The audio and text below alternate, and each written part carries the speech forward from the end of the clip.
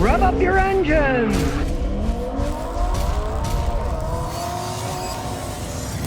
Okay, today we got a classic. It's a 99 Suburban, and he's the original owner.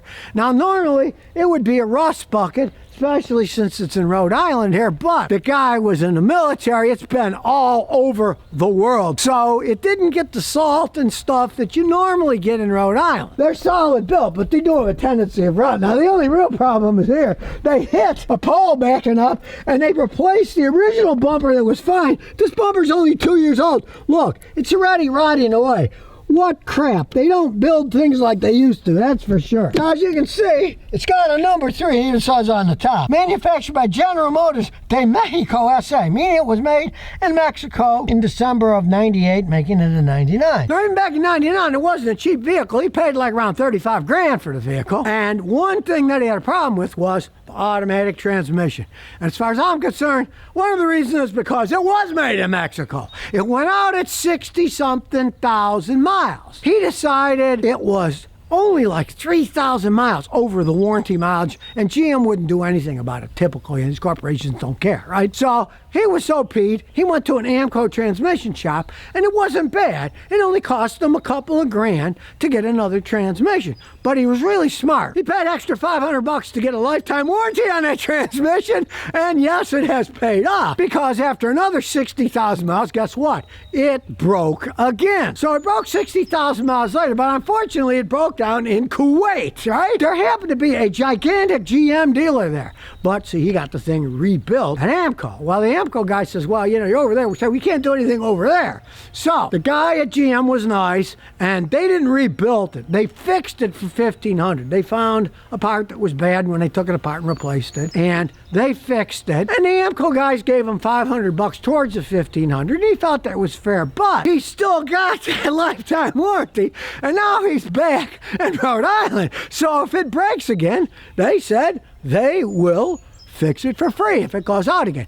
That is the problem with these vehicles, is that they're gigantic, heavy monsters, and the transmissions are always the first thing to go out. Now, he's standing here looking at me, the owner, but I do have to say, he's probably got somewhat of a lead foot, because sometimes guys will get maybe 100, 110 out of a transmission. He only got 60 something, so he's probably pushing it. Bernie, you can see it's living in Rhode Island because all the aluminum and stuff is getting pitted, but that's just superficial. That doesn't really matter whatsoever. Engine, everything's made okay, but you can see GM started to put a lot of plastic stuff in. Look, here's the sticker to tell you about it. It's all faded away. But the engine itself is strong, still runs perfectly fine. And of course, we're talking old school here. This baby has spark plug wires. It's got throttle body, fuel injection, but it still works perfectly fine. These things are tremendous gas hogs. He said on a good day, he gets 13 to 14, no matter how he drives it. So, you know, these things are gas hogs. But of course, they started in the era of gas hoggery. Check it out. Here's the original 1930s Chevy Suburban. It was a station wagon then, but basically it was like a truck chassis station wagon. And they were gas hogs too. But realize this was 99. It doesn't have all the crap that breaks on the modern ones. It doesn't have variable cylinder shut off. It doesn't have gasoline direct injection. It doesn't have all the computer crap that can break down. They're much simpler vehicles. But even then, he learned a lesson of not trusting some mechanics a little while back. Car died on him, he took it to a mechanic, plugged in the machine, says, you need a fuel pump. So the guy put a fuel pump, which of course is a pain in the butt because it's inside the gas tank, and so he paid a whole bunch of money, and then a little while later, guess what? It broke again. His wife got so mad, said, I'm not gonna drive that stupid thing anymore. You can have it, right? He got so mad that he sold it to a friend for $1, and the friend kind of let it sit around. He decided, I got a good mechanic, I'll take it to him. If you ever do mess around with one of these, the stupid wires for the fuel pump, stuff that goes through the firewall, the wires will short out. Realize wires are just copper and they're coated with plastic. Plastic corrodes, starts to short out, then of course you're gonna have electrical problems. On these and all GM vehicles, before you start replacing electric parts, get yourself a nice flashlight, look at all the wires. And if you see the plastics breaking, you see bare metal, or even worse, the metal's turned to green because the copper's got too much water on it and it got green, you'll know, fix that before you spend money on anything else. And also, especially on GMs, you want to trace all the power grounds. GM have problems with power grounds going bad, and if they go bad, you won't have a circuit, or you'll have a partial circuit and you'll have problems. So before you spend money, especially on an older GM, check all the wiring. It's often the wiring that creates problems.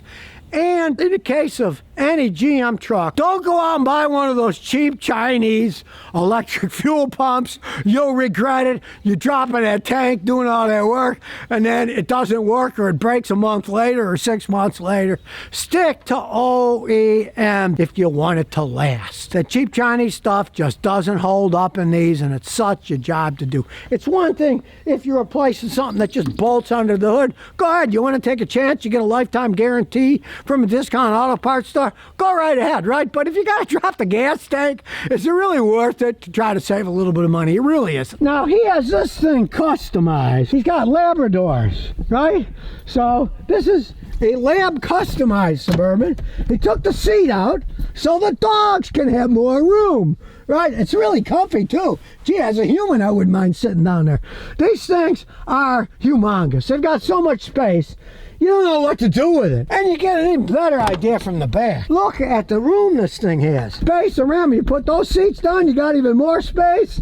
You can have a basketball game back here if you wanted to. They don't build them like they used to. And even though it's a gas hog, this V8 engine doesn't burn oil. 25 years old. They don't make them like they used to. Most people today, if they look at the price of a Suburban and what they're getting, it would be foolhardy to buy a brand new one as far as I'm concerned. Believe it or not, a loaded new one, 2024, it's $85,000.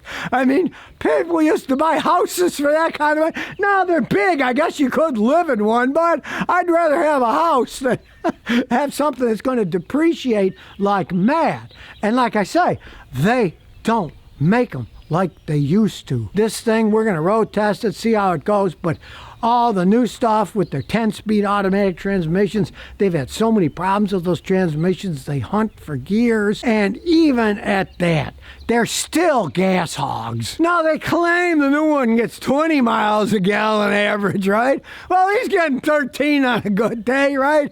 And you went through all that technology 25 years later. You can't get good gas mileage on something that's this big and heavy. That's just the way that it goes. You can listen to the fantasy world of, oh, it gets all this gas mileage. In the real world, customers of mine that have these things, sure, maybe they don't get 13 anymore. They get 15 or 16 in reality when they drive them, if they tow anything, or they do a lot of in-town driving. They're big machines. They're going to use up a lot of gasoline. So let's take this thing for a spin and see how it does. Before we take it in, look. They even made leather better in those days. There's just little bits of cracks, but it's still solid as can be. And this baby was in Kuwait for years, out in the sun. It didn't live in a garage. Well, now he told me a hilarious Kuwait story. He'd take it in and get it clean. He came back in a few hours and looked. And they're such fanatics there in Kuwait, the place he went. They took all the seats and everything out to clean all the sand and everything out. I mean, that really, I've never seen anything like that. Oh, here we go. Let's start this old baby up. Starts right up. No backup camera, of course. We're going over the big old bump. Won't matter, this giant thing. And here we go. I mean, hey, as old as this thing is, his ABS light's on because he knows he's got a bad sensor up there somewhere, but he doesn't care. The thing reverts to non-ABS normal brakes when the ABS system goes out. And tell you the truth, back in '99, GM's ABS braking system didn't work all that well anyway. Now, the shocks are somewhat worn. I can feel this thing bouncing all over the place in this Rhode Island road. But, I mean, it's kind of like a Porky Pig cartoon. Whee! Up we go. You can put new ones in if you want. It's kind of funny bouncing around. We'll see how this thing takes off. Nobody to the left, nobody to the right. Here we go. Not bad for this heavy monster. It is a big old V8 after all. Tranny still shifts smooth. Rebuilt twice so far, so I should hope so. But it does have that lifetime warranty, so not a bad idea if you're gonna have one of these done over. You can find something like that from a company that's big, that stays in business. That would be a smart idea. It's a nice vehicle for cruising down the road. It doesn't handle all that bad if you're used to driving ships on the ocean. Point and turn, just like a sailboat, right?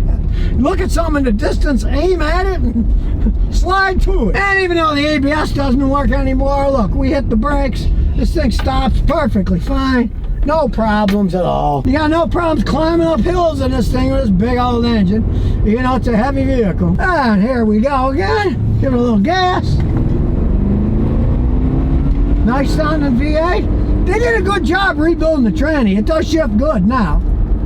What do they say? Third time's a charm? Hey, really, all these miles? I don't hear wheel bearings. I hear a lot of the seats and doors rattling. I mean, but it's held together quite well otherwise. And strangely enough, the VCR and everything that are under the seats, hey, it still works. See, it's got the electronic four-wheel drive, 2 high, 2 low, 4 high, 4 low. And there's the little CD holder.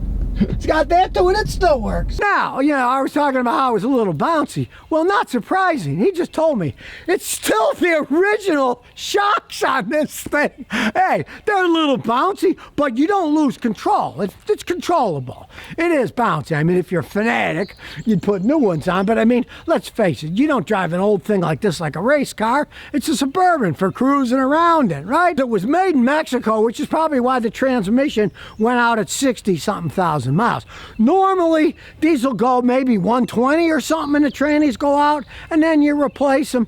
But really, when you consider that a brand new loaded one is 85 grand, and you can get transmissions done for $2,000 to $3,000, let's see. You want to spend 2 or 3, or you want to spend $85,000? You know, that's up to you. Strong built Suburbans. Maybe you can go to 2001, 2002, right? But the modern ones, overpriced, underbuilt. I'd stay away from them. But these old ones, hey, this old engine doesn't burn oil, still runs fine. If you can find one that isn't rotted, do look underneath, because if you live in the Northeast and it's lived there its whole life, it's probably rotted and there's nothing left underneath. But this one went all over the world to a lot of deserts, and it's in excellent shape, and it's not ready to have the wheels fall off because it's all rusted. So if you never want to miss another one of my new car repair videos, remember to ring that bell.